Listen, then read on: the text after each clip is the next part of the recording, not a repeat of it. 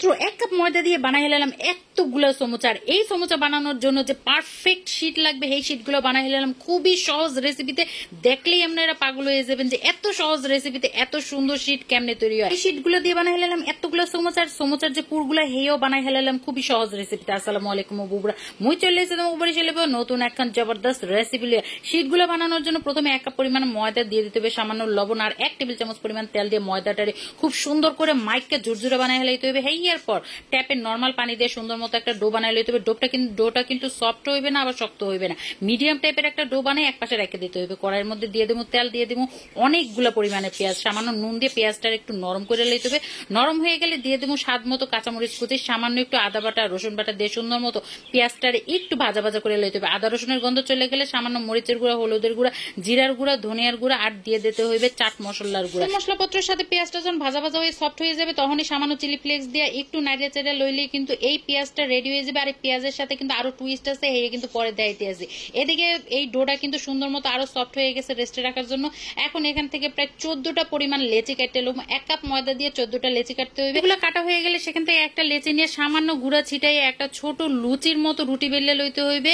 আর এরকম করে মুই 2টা রুটি বেলে লমু। 2টা রুটি যখন বেলা হয়ে যাবে একটা রুটির উপরে সুন্দর মতো মানে একটু বেশি পরিমাণে তেল ব্রাশ করে লইতে হবে। তেল ব্রাশ করা হয়ে গেলে হেয়ের উপরে সামান্য একটু ময়দা ছিটাই দিতে হবে।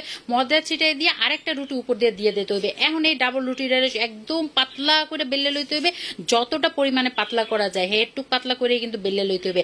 এইরকম করে মুই কিন্তু এই 14টা ডো দিয়ে 7টা রুটি বেলে লইছি। হেয়ার পর একটা প্যানের মধ্যে একদম হালকা এপিটোপিট সেঁকতে হবে। যখনই হালকা করে এপিটোপিট সেঁকবেন দেখবেন যে একটা পাট উঠে আইতেছে, তখন হাত দিয়ে টান দিতে হইবে। আর এই রুটিগুলো অবশ্যই গরম গরম থাকতেই ছুটাই লইতে হইবে। আর ছুটাইয়াই একটা মানে কাপড়ের মধ্যে ধুয়ে দিতে হবে। এটা কিন্তু বাইরে রাখা যাবে না, বাইরে রাখলে কিন্তু শীটগুলো একদম শক্ত হয়ে যাবে। তখন কিন্তু এই সমুচার যে শেপটা আছে সেই শেপটা দেওয়ার সময় কিন্তু রুটিগুলো ভাঙে যাইতে পারে। এই জন্য এগুলার কাপড় দিয়ে ঢাকে রাখতে হবে যাতে সফট থাকে। দেখে বুঝতে পারতেছে শীটগুলো কতটা পরিমাণে পাতলা হয়েছে আর সফট হয়েছে। অনেকে 3-4টা করে রুটি একসাথে বেললে শীট করে, তখন কিন্তু অনেক ঝামেলা হয়ে যায়। অনেকে এটা করতে পারে না, এই জন্য 2টা করে করলে একদম ইজিলি এই শীটগুলো তৈরি হয়ে যাবে। এরপর 4 কোণা করে সুন্দর মতো কাটতে লইতে হবে। তারপর মাঝখান দিয়ে আরেকটা কাট দিলে কিন্তু সমুচার জন্য এই শীটগুলো একদম রেডি। আর এই যে অবশিষ্ট চারপাশের অংশগুলো আছে এই অংশগুলার এখন আমরা মানে মোরা তেলে ভাজে লমু। আর এই তেলে ভাজে লমু এই কারণে এগুলা দিয়ে কিন্তু ভিতরের যে পুরটা আছে এই পুরটার ফাইনাল ফিনিশিং দিমু। এখন এই চারপাশের অংশগুলা ভাঙ্গে গুঁড়ো গুঁড়ো করে লইতে হবে। আর এর মধ্যে দিয়ে দিতে হবে ওই যে মোরা পেঁয়াজটা রেডি করে রাখলাম, এই পেঁয়াজটা দিয়ে সুন্দর মতো এগুলা মাখাই জায়গায় লইলেই কিন্তু ভিতরে পুরটা একদম রেডি। এইদিকে ময়দার সাথে সামান্য পানি দিয়ে আঠালো টাইপের একটা গামের মতো বানাই লইতে হবে। এটা কিন্তু মগো অবশ্যই লাগবে। আর এইদিকে সমুচার যে শেপটা মুই দিয়ে লইতে আসি এই কিন্তু একটু আপনারা যদি খেয়াল করেন তাইলে কিন্তু বুঝতে পারবেন যে